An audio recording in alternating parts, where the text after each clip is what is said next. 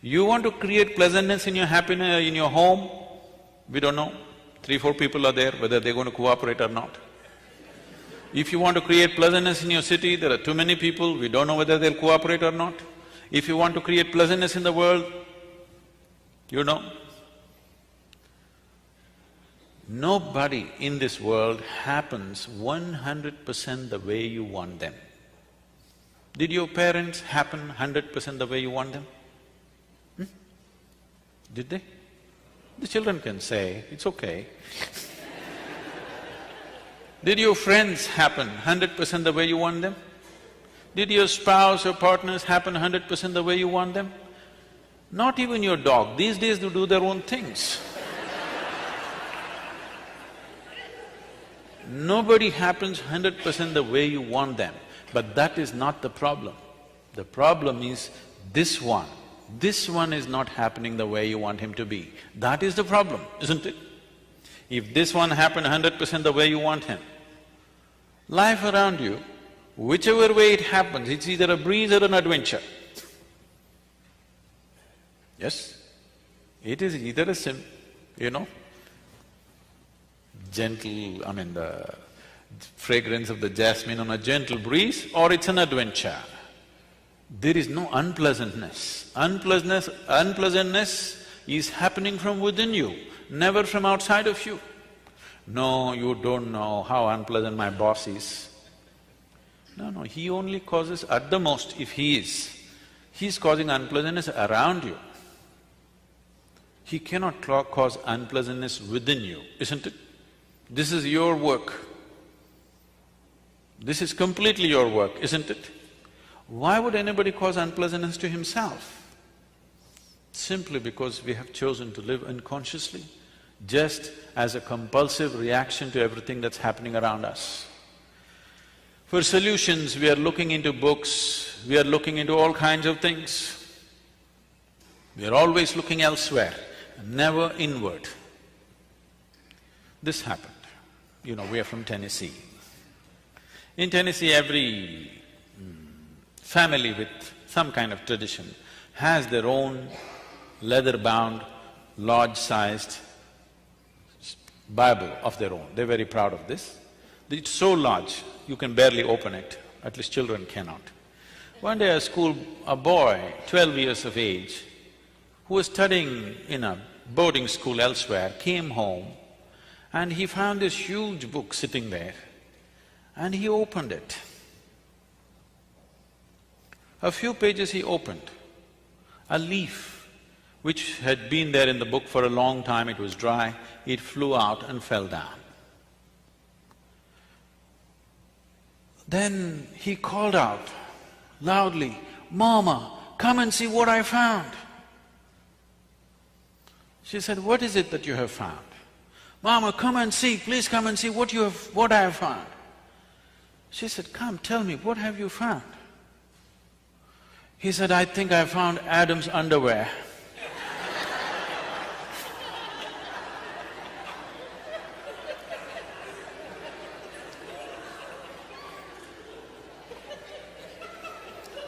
What is written there and how you perceive it is you, even now.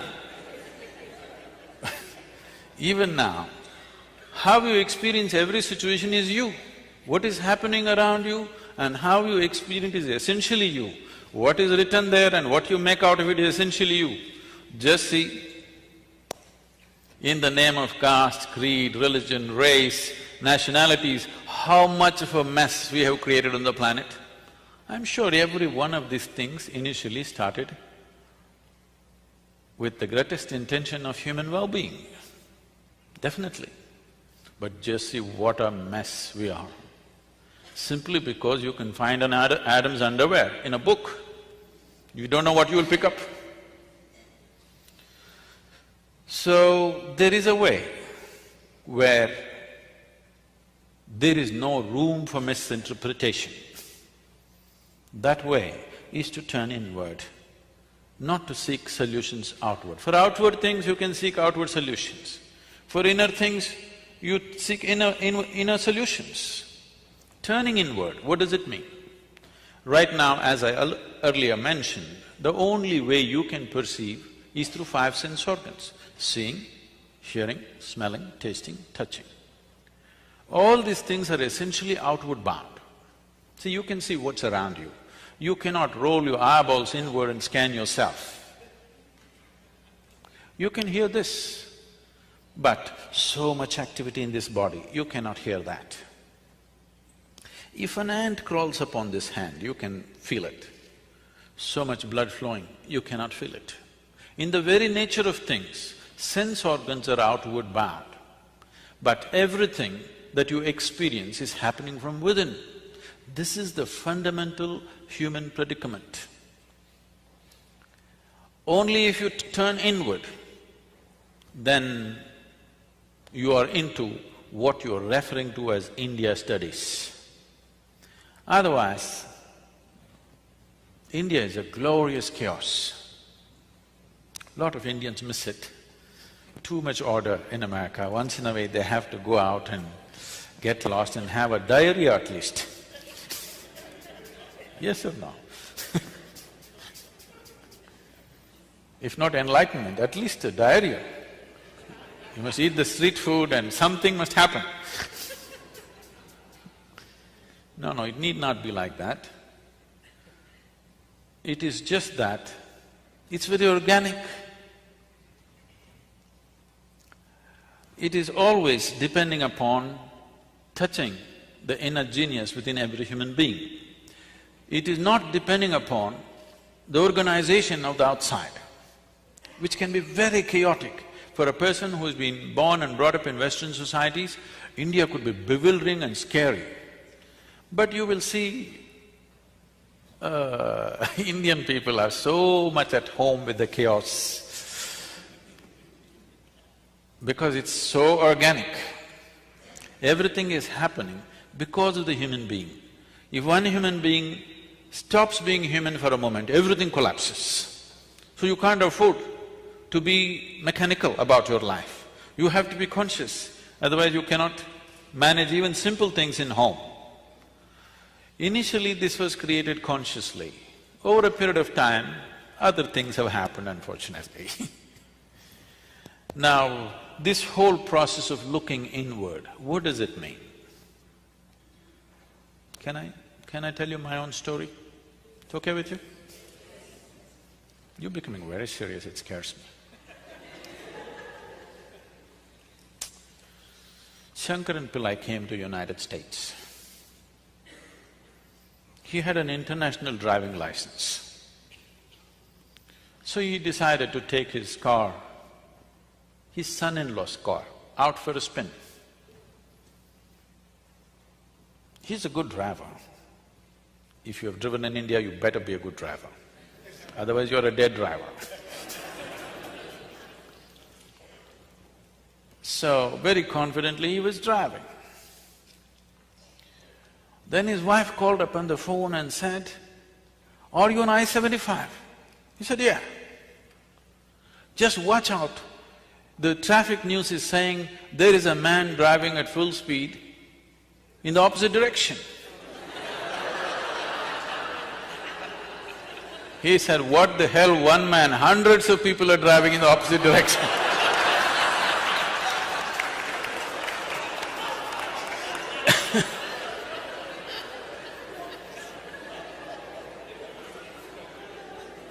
But he's very comfortable.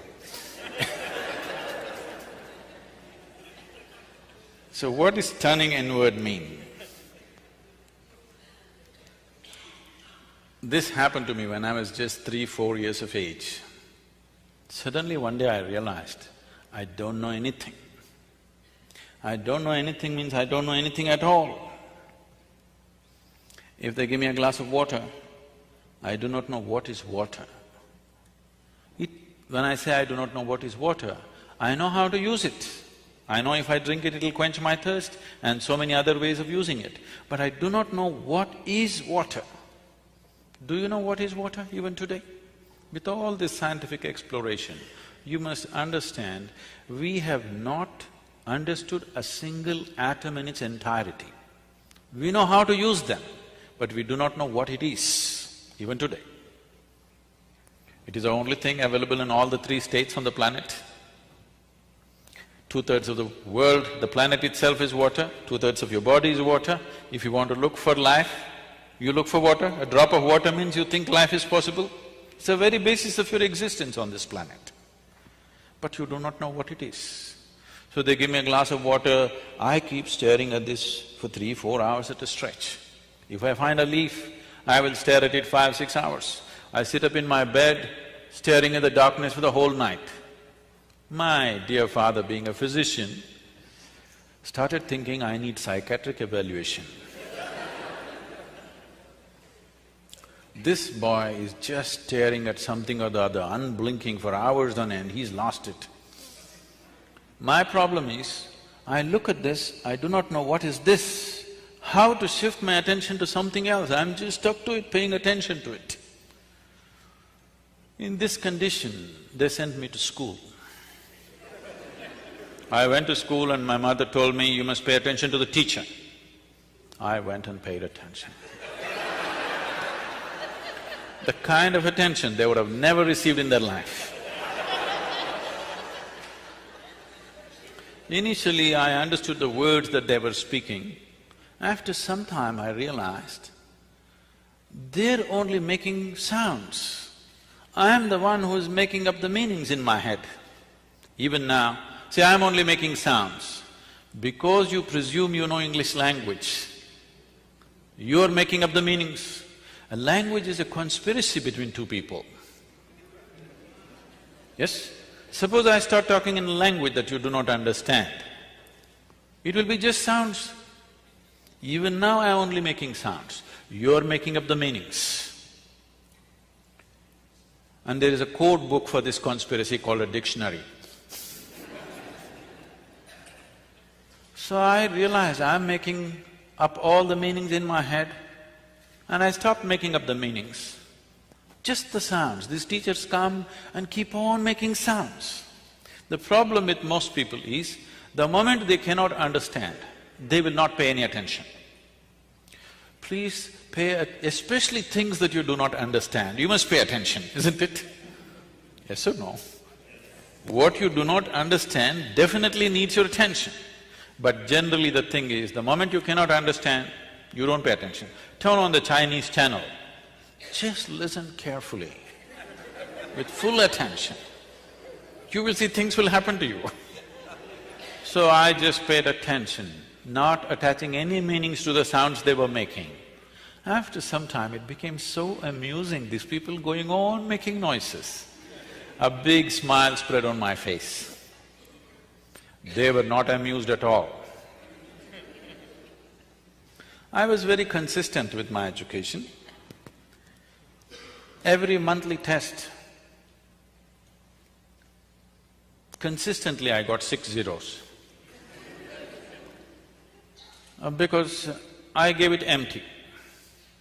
Because I was made like this, I come home in the evening study hours, or 2 hours in the evening, you must study in the house. If I open the book, I stay like this, without reading a single word. For the next 2 hours, I will be just like this. All I need is just a dot on the paper, just a tiny speck on the paper. If I put my attention to it, the damn speck will take me somewhere. I won't read a single word, nor will I look around, nor will I do anything, simply. After 2 hours, I'll be in the same speck, unmoving from that. So my attention is like this, I'm paying attention to the teachers. So, I clearly remember this. When every month they give this report card, I don't know if you still have it. You still have that method of report cards? When the report card comes, some children will be strutting around, they are first, second, whatever. Some will be crying, they're terrified to go home because they got something. In my whole school days, all those 12 years, I never opened my report card. The teachers gave it to me, I took it and gave it to my dad. I thought this is a transaction between the two of them. I never wanted to, peep into that.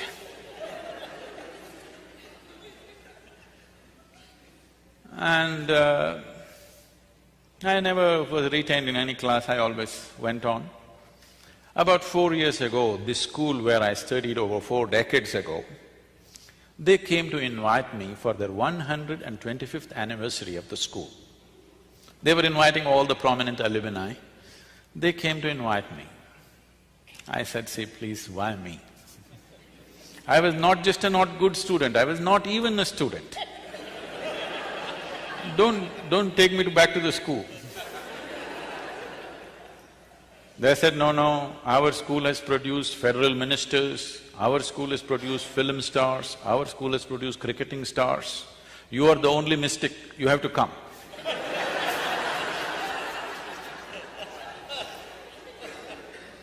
I said, okay. And I stood up to speak in this quadrangle, the same oppressive buildings. I just looked like this, I suddenly saw this classroom and this whole situation came back to me. I was about 12 years of age. As usual, I am paying absolute attention to the teachers. I know the teachers past, present and future, but I don't hear a word of what they're talking. So that particular afternoon, this teacher is trying to get some response from me. But these are times when for 3, 4, 5 days, I wouldn't utter a single word. Because when you don't know anything, what do you say? What is there to say? You know nothing. If you look at a leaf, you don't understand that in entirety. If you look at anything, you don't understand in its fullness. So, there's nothing to say. He tried 35, 40 minutes trying to get some response. Nothing came out of me, I was paying full attention to him. He came, held me by the shoulder, shook me violently and said, you must either be the divine or the devil. I think you are the later. Till now, till that moment, my problem was, what is this, what is that, what is that, what is that? But there was one clarity that this is me. Suddenly this man confused me about this also. I looked, well, am I devil, am I divine, what the hell am I? This was very clear that this was me, but this man brought this confusion about this also. I tried to stare at myself, it didn't work, so I closed my eyes and sat. Initially hours, then it went into days. Once I closed my eyes and sat, I thought, in my experience, I felt it's about 25–30 minutes. When I opened my eyes, a whole crowd of people around me, garlands around my neck, people are trying to pull my feet, you know, pulling legs is a part of Indian tradition. And somebody wants to know about his business, somebody wants to know when his daughters will get married. I said, how the hell did these people manifest here? Where did they come from? Big crowd. They said, you've been sitting here for 13 days. In my experience, I just sat there for 25–30 minutes. I closed my eyes and I opened my eyes, a big crowd. Why I'm telling you this is, life is in many more ways than the way you understand and experience life through the 5 senses. The 5 sense organs are enough for your survival. If you want to just survive, these 5 things are fine. But if you want to know life, these 5 sense organs are not good enough, because this gives you only a comparative perspective of everything. What you know by comparison, see, you know light only because you know darkness, isn't it? The nature of sense organs is such, if you see this part of my hand, you cannot see the other part of my hand. Even if you take a grain of sand, if you see one part, you can't see the other part. If you're experiencing light, you cannot experience the darkness. This is the nature of sense organs, and everything is in comparison. For example, let's say you're 6 feet tall. Now, you stand like a tall man, you walk like a tall man, you think like a tall man, you feel like a tall man, and you are a tall man. Suppose you went to another society where everybody is 8 feet tall.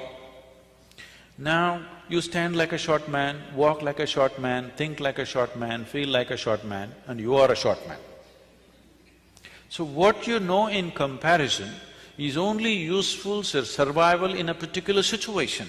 It is not a way of knowing life. There are other dimensions of perception which a human being has to activate. You need to understand what is needed for survival. Became active. The moment you came out of your mother's womb, all these things became active. You need to understand, they were not active when you were in your mother's womb.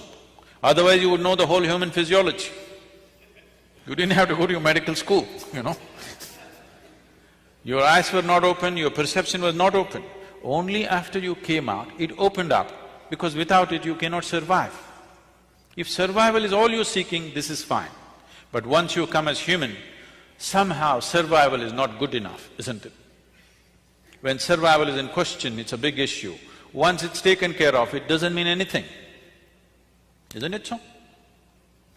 There is something within you, always longing for something more. Whoever you may be right now, whatever you may be right now, you want to be something more than who you are right now? Yes or no? If that something more happens, what? What? You want something more? If that something more happens, what? Something more, it looks like you're looking for expansion. Okay, we will make you the king or queen of this planet. Now, don't look at me hopefully. You think I'll make such a blunder? Suppose you become the king or queen of this planet, will you be fulfilled, I'm asking you? You will look at the stars, isn't it? So there is something within you which wants to expand. I'm asking how much expansion would settle you for good? How much expansion would settle you for good? Hello? Unlimited. You're looking for infinite expansion, a fantastic desire, but a hopeless method. Your longing to become boundless is wonderful. See, there is something within you which does not like boundaries. Suppose I imprison you in a 5x5 cubicle right now, you will feel horribly imprisoned. Tomorrow, we will liberate you into a 10x10 cubicle. You will feel wonderful for a day, and again the same thing. Then we will liberate you into a 100x100 cubicle. You will feel wonderful for 3 days, and again the same thing. It doesn't matter where I set the boundary. The moment you can feel the boundary, you want to break it. Yes? There is something within you which does not like boundaries. There is something within you constantly longing to become boundless. You may be trying to settle this either unconsciously or consciously. If you're trying to settle it unconsciously, you think going out shopping will settle it. It does for a moment, again tomorrow the same thing. Or reading a book will settle it, or conquering something will settle it. All these things settles you for some time, and again the same thing. The moment you can feel the boundary, again it's a problem, isn't it?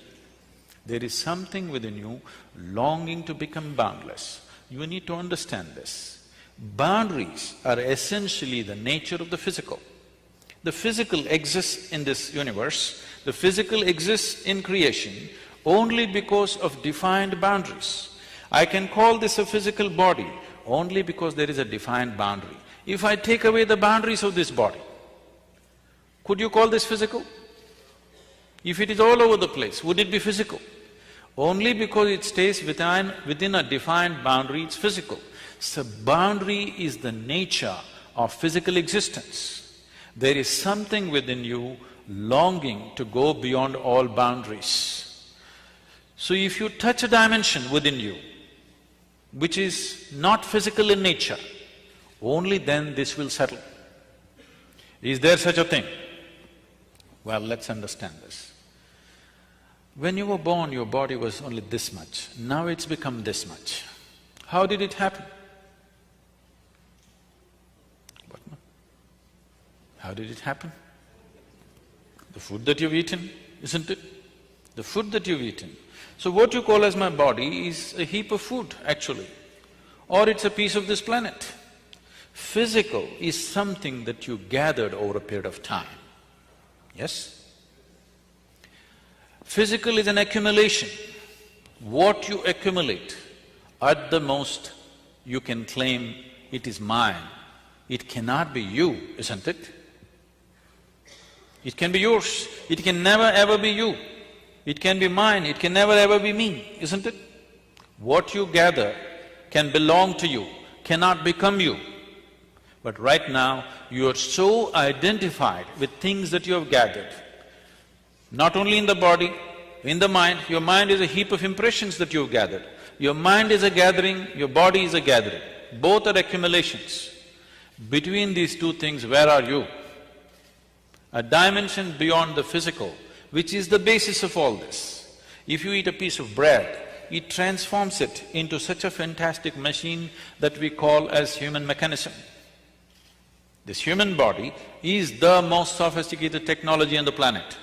Do you agree with me? The iPhone users, I'm asking you. Because I see you so deeply engrossed in it, you seem to think it's more than the eye. Now, this is the highest level of technology found on the planet. Everything else is a small imitation of this, isn't it? And with what are you manufacturing this? With a piece of bread, with a carrot, with an apple, with whatever you eat. Just about anything that you eat, even if you eat the so-called junk food, even that is becoming wonderful technology. So there is an intelligence here, there is a competence here, which is capable of transforming a piece of bread into such a highly sophisticated machine. If only if you had access to this intelligence consciously, you would live your life magically, not miserably for sure. So how often do you touch this? Every human being touches it at some moment in his life. If you can consciously touch it, definitely you would stay in touch with it, isn't it? If you accidentally touch it, then it happens accidentally. Most beautiful moments in people's lives, unfortunately, are generally accidental. People come and tell me, Sadhguru, I met such a wonderful person. I say, stop. Why are you not that wonderful person? Why is it that you're meeting such wonderful people? If you are feeling absolutely wonderful, anything that you look at looks wonderful, isn't it? Yes or no? Have you noticed this? When you're happy, you appreciate everything. When you're miserable, everything is… the whole creation is a rubbish. Yes or no? So this possibility is not in the Himalayan cave. This possibility is not geographically located in India. This possibility is here with every one of us. Whether we turn inward or we squander our life outward, that's all the choice you have. Because the experience of life, the quality of your life is right now determined not by what kind of clothes you wear, what kind of car you parked outside, what kind of home you live in.